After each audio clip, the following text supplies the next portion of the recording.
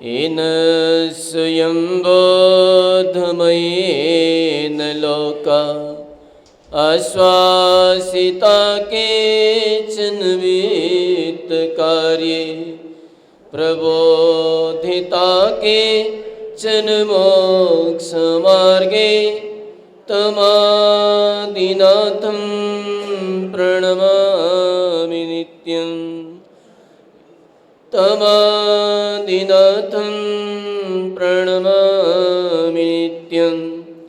गुरवः पान्तु नो नित्यं ज्ञानदर्शननायकाः चारित्रार्णवगम्भीरा मोक्षमार्गोपदेशकाः सरस्वती नमस्तभ्यं वरदे कामरूपिणि प्रवचनारम्भं करिष्यामि सिद्धिर्भवतु मे सदा सिद्धिर्भवतु मे सदा सिद्धिर्भवतु मे सदा। बोलिए अनंतानंत सिद्ध परमेष्टि भगवान की, बोले देवादिदेव श्री आदिनाथ भगवान की, बोले देवादिदेव श्री महावीर भगवान की। परम पूजनीय संत श्रोमणेश्वरी गच्छाचार्य भगवान गुरुवर श्री विराग सागर जी गुरुदेव की। परम पूजनीय चरणाचार्य भगवान गुरुवर श्री विनम्र सागर जी गुरुदेव की। अहिंसामयी जैन धर्म की।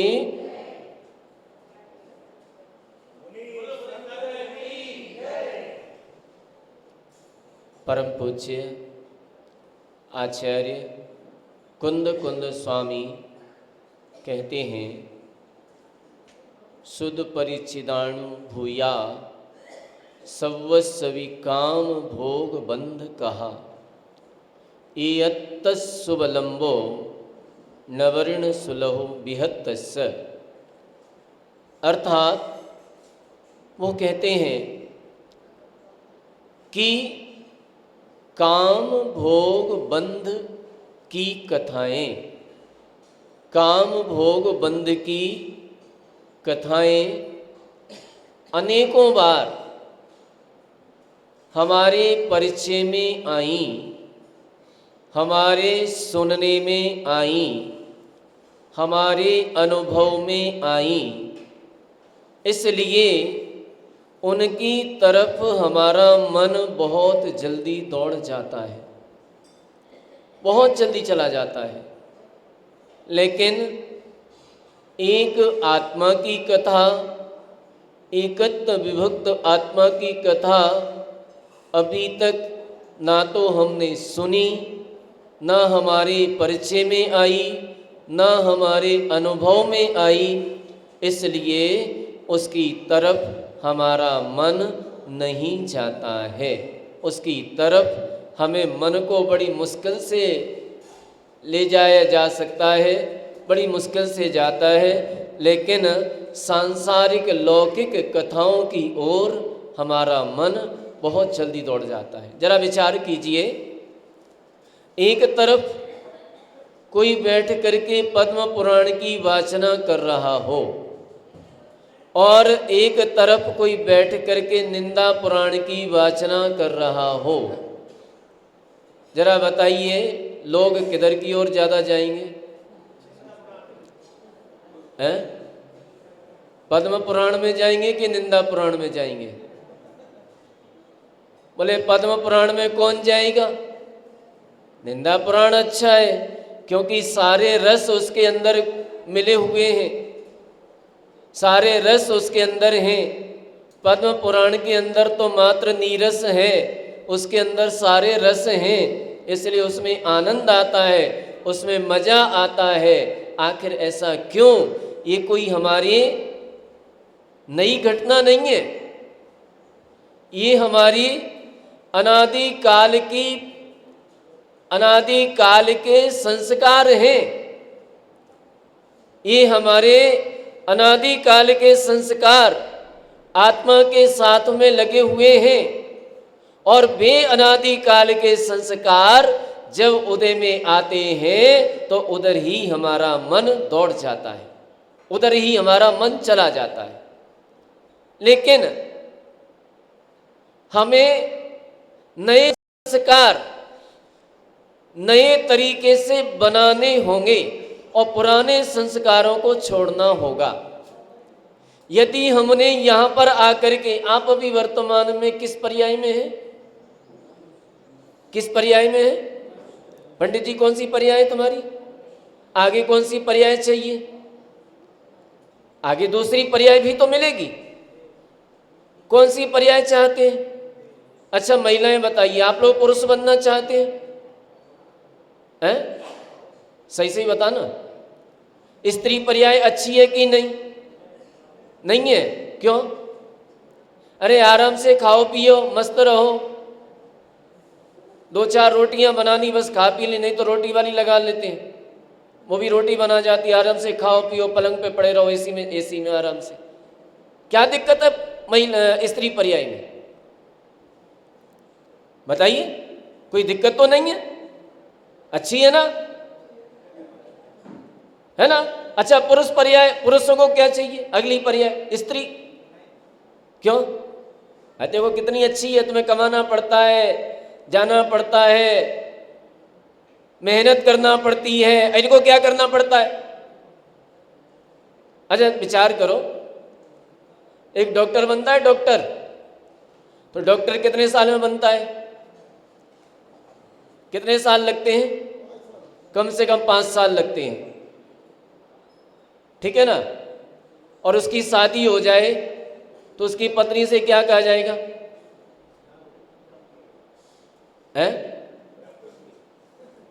वो फ्री फंड में बन गई, कुछ करना पड़ा?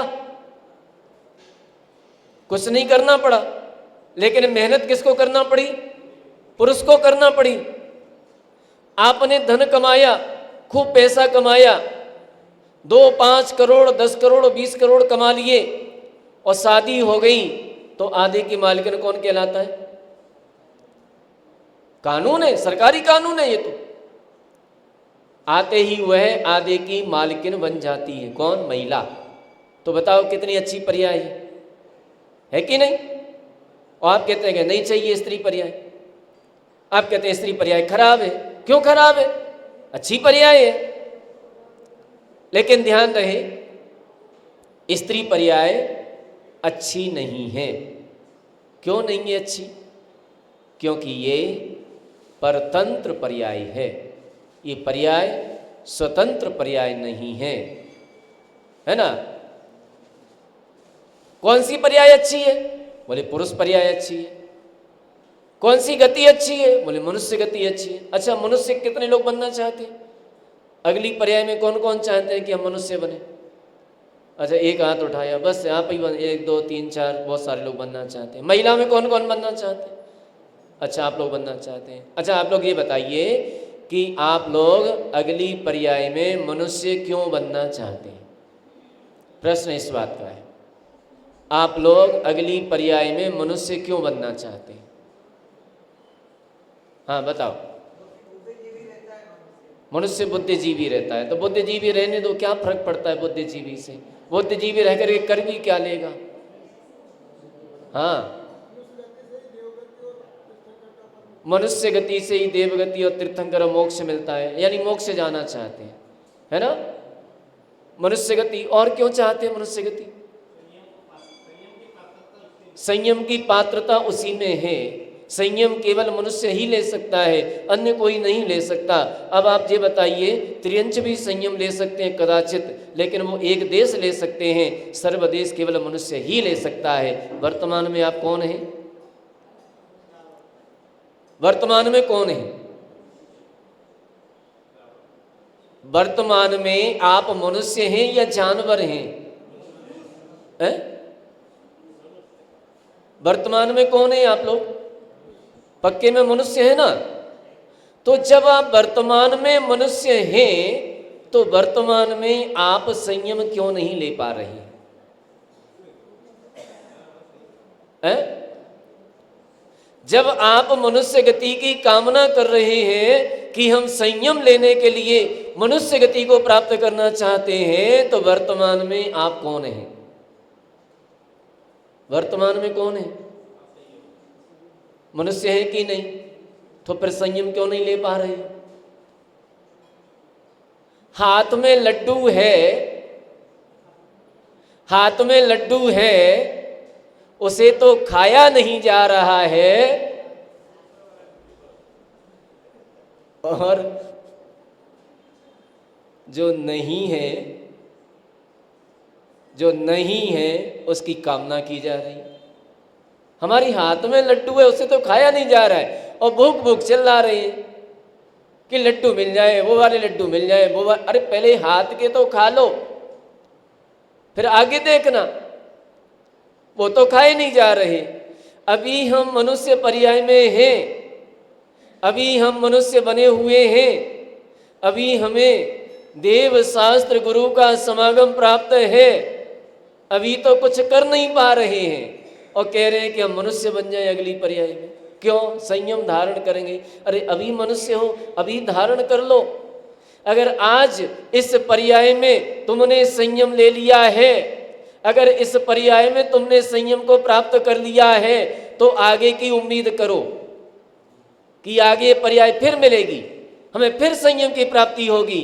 अगर इस पर्याय में तुमने संयम नहीं ले पाया है, अगर इस पर्याय में धारण नहीं कर पाया है, तो आगे की उम्मीद मत करना, ठीक है ना? आगे की मत सोचना, क्योंकि परमात्मा भी जानता है कि हमने दिया और उसने उपयोग नहीं किया, तो दोबारा क्यों दिया जाए? एक बार मनुष्य पर्याय दे दी है और आपने उपयोग नहीं कर पाया है, तो दोबारा मनुष्य पर्याय क्यों मिले? नहीं मिलेगी। इसलिए हमें जो पर्याय हमारी है, अभी हम मनुष्य हैं, देव शास्त्र गुरु का सानिध्य है, सब कुछ अनुकूलता है, और यदि हमने इसका लाभ नहीं उठा पाया, इसका लाभ नहीं ले पाया, तो फिर आगे की कोई उम्मीद मत रखना। पंडित जी ध्यान रखना, मार्ग यही है, रास्ता यही है, चलना इसी मार्ग से पड़ेगा। चाहे आज चलो और चाहे कल चलो, चलना पड़ेगा।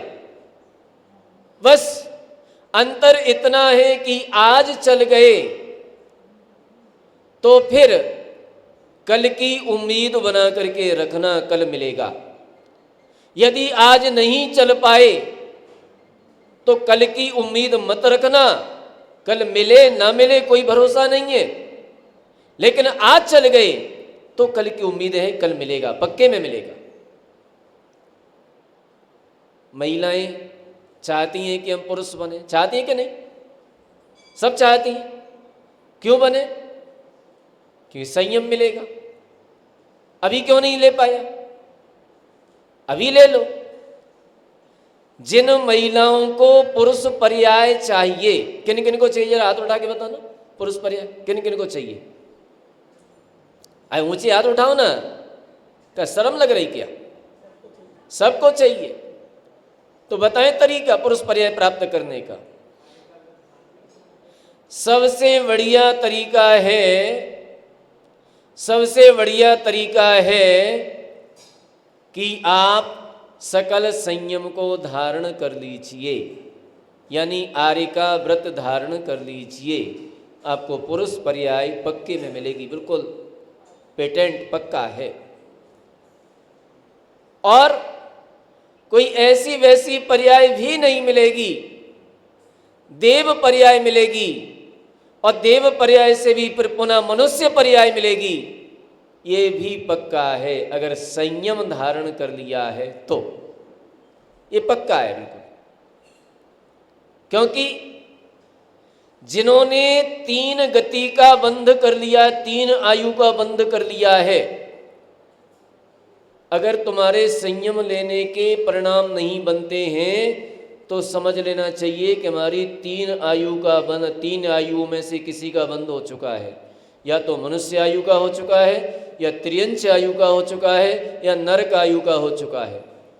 अगर ये 3 आयु का बंध हो चुका है तो कितने भी महाराज कहते रहें, कितनी भी अनुकूलता मिल जाए, कुछ भी मिल जाए, जब आप अंतिम समय में होंगे, अंतिम समय में आपसे कहा जाएगा नमोकार मंत्र सुनाए, बोले भाग यहाँ से, मुझे नहीं सुनना। बोले महाराज के पास जाना है, नहीं जाना। बोले नियम लेना है, संयम लेना है, नहीं लेना। आपके ऐसे परिणाम बनने लगेंगे, आपके ऐसे परिणाम हो जाएंगे। अगर आपके परिणाम यदि संयम लेने के होते हैं, यदि संयम धारण करने के बनते हैं, तो ये मान के चलना कि या तो हमारी देवायु का बंध हो चुका है, या फिर आगे, या फिर अभी किसी आयु का बंध नहीं हुआ है। ये प्रैक्टिकल कर लेना, ये परीक्षा कर लेना अपनी अपनी। अगर तुम्हारे संयम धारण करने के परिणाम होते हैं तो तुमने देव आयु का बंध कर लिया है, या अभी किसी आयु का बंध नहीं किया है। आगे करोगे तो देव आयु का ही करोगे, ठीक है ना। और एक पहचान बताएं, यदि आपके परिणाम मुनि महाराज को आहार देने के नहीं बनते हैं, ठीक है ना, यदि आपके परिणाम मुनि महाराज को आहार देने के नहीं बनते हैं, बाकी हम सारी व्यवस्था कर देंगे, चौका लगवा देंगे, पत्नी से कह देंगे चौका लगाओ, सामान ला के रख देंगे, पानी भर देंगे। अगर अपने हाथ से महाराज की अंजलि में आहार देने के भाव नहीं बनते हैं, तो ये नोट कर लेना अपनी डायरी में कि मेरा नरक आयु का बंध हो चुका है। हाँ, दिलवाए, वो तो हम कह रहे हैं ना, दिलवाएंगे, हाँ दो, लेकिन उस व्यक्ति के परिणाम आहार देने के नहीं बनेंगे। जो व्यक्ति खुशी खुशी के साथ, हर्षोल्लास के साथ मुनि महाराज के चौके में आहार देने के लिए जाता है, अभी इसका नरक आयु का बंध नहीं हुआ है। ये पहचान है, वर्तमान में पहचान कर लेना। तो ये हमारी पहचान है, हमारे पास मनुष्य आयु है, मनुष्य गति है। महिलाएं पुरुष बनना चाहती हैं, तो हमने क्या बताया था, इस सबसे बढ़िया तरीका है आप आरिका बन जाइए। यदि आरिका बन गई हैं, संयम धारण कर लिया है, पक्के में आपकी पुरुष पर्याय निश्चित है। दूसरा तरीका बताएं, छोटा, ये तो बहुत बड़ा हो गया, छोटा बताएं।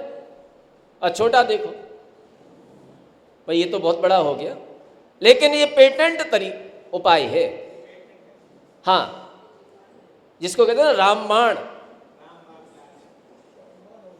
उसे कोई काट नहीं सकता, ये पेटेंट तरीका है। अगर संयम धारण कर लिया तो पक्के में पुरुष पर्याय है, देवगति है, वहां से मनुष्य गति है। और छोटा देख लो, लेकिन गारंटी नहीं है, नहीं गारंटी है, इसकी भी गारंटी है। आप सम्यक दर्शन को प्राप्त कर लीजिए। दूसरा तरीका है, सम्यक दर्शन को प्राप्त कर लीजिए, और सम्यक दर्शन जितनी जल्दी संयम धारण करने पर होता है, उतनी जल्दी सामान्यता में नहीं होता है। दूसरा तरीका है, सम्यक दर्शन को प्राप्त कर लीजिए, आपकी पुरुष पर्याय पक्की है, बिल्कुल स्टाम्प पे लिख देंगे कि हाँ इनको पुरुष पर्याय मिलेगी, लेकिन सम्यक दर्शन को प्राप्त कर लीजिए। लेकिन सम्यक दर्शन की पहचान नहीं है, कैसे पहचान करेंगे, पहचान भी बता देंगे, चिंता नहीं करो, धीरे धीरे, है ना, कि तुम सम्यक दृष्टि हो कि नहीं हो। पहचान, सबसे अच्छी पहचान है, सम्यक दर्शन की सबसे अच्छी पहचान एक ही बताती है, यदि आप पड़ोसी की प्रशंसा करो और अपनी आलोचना करो तो पक्के में सम्यक दृष्टि हो, है? तो उल्टा करते तो उल्टे हो। फिर पड़ोसी की प्रशंसा और अपनी आलोचना निंदा, आप सम्यक दृष्टि हो। अभी हम एक ही पहचान बता रहे हैं, फिर बताएंगे, ठीक है ना। तो सम्यक दर्शन को प्राप्त कर लीजिए, तो आपको पक्के में पुरुष पर्याय मिलेगी।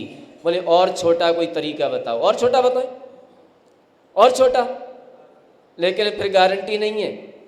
यहाँ तक तो गारंटी है बिल्कुल पक्के में, इसके बाद गारंटी नहीं है। फिर भी है, आप लोग सवेरे आओ उठ करके और सबसे पहले भगवान का अभिषेक देखो। देखो ध्यान से सुनो, पक्का तरीका बता रहा। जब भगवान का अभिषेक देखो तो उस समय ये भावना जरूर भाओ कि हे भगवान, यदि हम पुरुष होते तो इन हाथों में कलश होता और भगवान के ऊपर हम भी क्या करते होते, क्या करते? अरे कुछ तो बोलो। अगर हम पुरुष होते तो इन हाथों में क्या होता? कलश होता, और कलश लेकर के भगवान का अभिषेक करते होते। और एक बात ध्यान रखना, ऐसी भावना निरंतर भाना और निरंतर भाते हुए ये भी आपकी भावना आपको पुरुष पर्याय दिलाने में कारण बनेगी। ठीक है ना? ये तो सरल है ना, ये तो कर सकते हैं। हाँ, ये तो कर सकते हैं सारे लोग। एक बात और बता दें, जो पुरुष होकर के इन हाथों में कलश नहीं लेकर के भगवान का अभिषेक नहीं करते हैं, मात्र देखते हैं, तो वो किसकी तैयारी कर रहे हैं? और समझ लेना भैया, हमें नहीं मालूम किसकी तैयारी है। तैयार हो जाओ स्त्री बनने के लिए, क्योंकि परमात्मा ने तुम्हें पुरुष पर्याय दी है, और पुरुष पर्याय दी है तो ये कहा है कि भगवान का अभिषेक करना, भगवान की पूजा करना, इसलिए ये पुरुष पर्याय है। इसमें कितने लोग अभिषेक करते हैं भगवान का? जरा हाथ उठा के बताना। ये तो लगभग सभी करते हैं। अच्छा, जो नहीं करते हैं वो घर में बैठे हुए हैं, वो आए ही नहीं है। अच्छी बात है, उनसे कह देना कि महिला बनने की तैयारी कर लो। ठीक है, अगर पुरुष बनना है तो फिर भगवान का अभिषेक करो, भगवान की पूजा करो। एक बात सोचो, एक विचार करो, आपको सब कुछ मिला है, आपको स्वस्थ शरीर मिला है, सांगोपांग शरीर मिला है। वे लोग भगवान का अभिषेक नहीं कर सकते जिनके अंग भंग हैं, जिनके अधिक अंग हैं, जिनके कम अंग हैं, वे भगवान का अभिषेक करने के अधिकारी नहीं हैं। जिनको कुष्ठ रोग है, जिनको कोई बीमारी है, असाध्य रोग है, वे लोग भगवान का अभिषेक नहीं कर सकते, वो उन्हें टच नहीं कर सकते। उनको टच वही कर सकते हैं जो सांगोपांग हैं, जिन्हें कोई बीमारी नहीं है, जिन्हें कोई परेशानी नहीं है, वही लोग भगवान का अभिषेक कर सकते हैं। और जो भगवान का अभिषेक नहीं करते, या तो वैसे कैटेगरी के, अगर ऐसा नहीं है तो अगली पर्याय में स्त्री बनने के लिए तैयारी कर रहे हैं वो। इसलिए हमें परमात्मा ने आपको जो कुछ भी मिला है, आपको बढ़िया व्यापार मिला है, आपको बढ़िया मकान मिला है, दुकान मिली है, शोरूम मिला है, शरीर स्वस्थ शरीर मिला है, ये सब किसकी कृपा से मिला है? बताए, ये सब किसकी कृपा से मिला? ये सब भगवान की कृपा से मिला है, ये सब गुरुओं की कृपा से मिला है, ये सब गुरुओं के आशीर्वाद से मिला है। और आज हम जिनकी कृपा से हमें सब कुछ मिला है, और उनके लिए हमारे पास आधा घंटा एक घंटा नहीं है, आधा घंटा एक घंटे का समय नहीं है। इसलिए आज आप उनके लिए समय नहीं निकाल सकते। कल जब परेशान हो जाओगे, जब दुखी हो जाओगे, जब इनके पास आओगे, फिर कहोगे भगवान हमारी सुनो, तो वो कहेंगे मेरे पास टाइम नहीं है, किस किस की सुनूं, तब क्या करोगे? इसलिए समझ जाओ, कहा गया है कि 100 काम छोड़ करके नहाना चाहिए। क्या करना चाहिए? आप सबकी दुकान है, सब आप लोग बिजनेसमैन है, कोई सर्विसमैन है, आप बिना नहाए धोए पहुंच जाओ दुकान पर, कैसा लगेगा? ग्राहक आएगा? नहीं आएगा, देख के भाग जाएगा। कैसा मेला कुचला बैठा हुआ है सनीचर सा, क्या दुकानदारी करेगा ये, क्या व्यापार करेगा? इसलिए कहा कि 100 काम छोड़ करके नहाना चाहिए और 1000 काम छोड़ करके खाना चाहिए। भोजन करने के लिए 1000 काम भी छोड़ना पड़े तो छोड़ दो, कोई बात नहीं है, हो जाएंगे, बाद में हो जाएंगे, पहले खाना खा लो।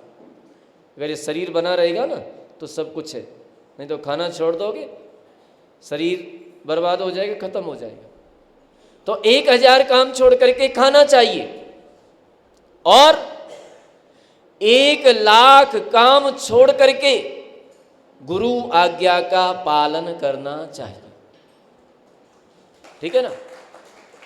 अगर गुरु ने आपको आज्ञा दी है कि आपको अमुक कार्य करना है तो 1,00,000 कार्य भी छोड़ना पड़े तो छोड़ दीजिए, कोई फर्क नहीं पड़ता है, क्योंकि उनकी कृपा से, उनके आशीर्वाद से वे सारे कार्य अपने आप बन जाएंगे। और 1 करोड़ काम छोड़ करके भगवान का अभिषेक और पूजन करना चाहिए। अगर इनके लिए तुम्हें 1 करोड़ काम भी छोड़ना पड़े तो छोड़ दीजिए, बाद में हो जाएंगे, कोई फर्क नहीं पड़ता है। वे 1 करोड़ कार्य इनकी कृपा से, इनके आशीर्वाद से अपने आप बनते चले जाएंगे। लेकिन इनके लिए, इनके नाम से 1 करोड़ काम भी छोड़ दीजिए, कोई फर्क नहीं पड़ता है, छोड़ दीजिए, सारे कार्य बन जाएंगे। लेकिन हम लोग करते क्या है? इसके विपरीत करते हैं, उल्टा करते हैं। अच्छा, शादी आ जाए तो सबसे पहले कहाँ कटौती होती है? सबसे पहले क्या बंद होता है? घर में शादी आ जाए तो सबसे पहले, घर में शादी आ जाए तो सबसे पहले पूजा बंद होती है, अभिषेक बंद होता है। अब टाइम नहीं है, कैसे जाए मंदिर, 2-5 मिनट का निकाल लिया, दर्शन करिया, अपनी शकल दिखाया, भाग गया है। अब वो शादी भी कैसी होती है? 2-4 साल में ही गड़बड़ घोटाला सब कुछ पहुंच जाते हैं कोर्ट में। आखिर तुमने किया क्या था? ऐसा हुआ क्यों? घर में शादी है और साधु आ जाएं तो सबसे पहले कहाँ जाएंगे? अरे साधु की बात करते हो, धर्मशाला में शादी है, साधु मला धर्मशाला खाली नहीं है, अभी दूसरे मकान में व्यवस्था करना पड़ेगी। स्थितियां हैं हमारी। साधु आ जाए और घर में शादी है तो चौका नहीं लगेगा, शादी पहले देखी जाएगी, शादी में पहले जाना होगा, फिर शादी मुख्य है। सांसारिक कार्य हमारे लिए मुख्य हैं, जिनके लिए हमें सब कुछ छोड़ना था, जिनके लिए करोड़ों कार्य छोड़ने थे, आज एक कार्य आ जाने पर, एक सांसारिक कार्य आ जाने पर हमने उनको ही छोड़ दिया, उनको ही छोड़ देते हैं। जिनके लिए सब कुछ छोड़ना था उनके लिए ही छोड़ देते हैं हम जो है। इसलिए हमें समझना चाहिए, हमें ये देखना चाहिए, ये कोई नई बात नहीं है। ये सब क्यों होता है? ये सब इसलिए होता है, ये हमारी अनादि काल की परंपरा है, ये हमारे अनादि काल का संस्कार चला आ रहा है कि सांसारिक कार्यों की ओर तो हम जल्दी से भाग जाते हैं, लेकिन पारमार्थिक परमात्मा के कार्य के लिए हम सांसारिक कार्यों को नहीं छोड़ पाते। ये अनादिकाल का संस्कार है हमारा। इसलिए हमें वह संस्कार मिटा करके, वह संस्कार छोड़ करके, कितने भी कार्य हमारे पास आ जाएं, उन कार्यों को छोड़ करके सबसे पहले परमात्मा का कार्य करना, सबसे पहले धर्म कार्य करना। यदि सबसे पहले तुमने धर्म कार्य किया है तो निश्चित मान के चलना कि सारे सांसारिक कार्य हमारे अपने आप बनते चले जाएंगे। और यदि हमने सांसारिक कार्यों के लिए परमात्मा को छोड़ दिया है, धर्म को छोड़ दिया है, साधुओं को छोड़ दिया है, तो ये भी मान के चलना, बिल्कुल पक्का मान के चलना कि वे सांसारिक कार्य भी आपके नहीं बन पाएंगे। पूज्य गुरुदेव हमारे बीच में आ चुके हैं। सभी लोग ये हमें अपने सांसारिक कार्यों को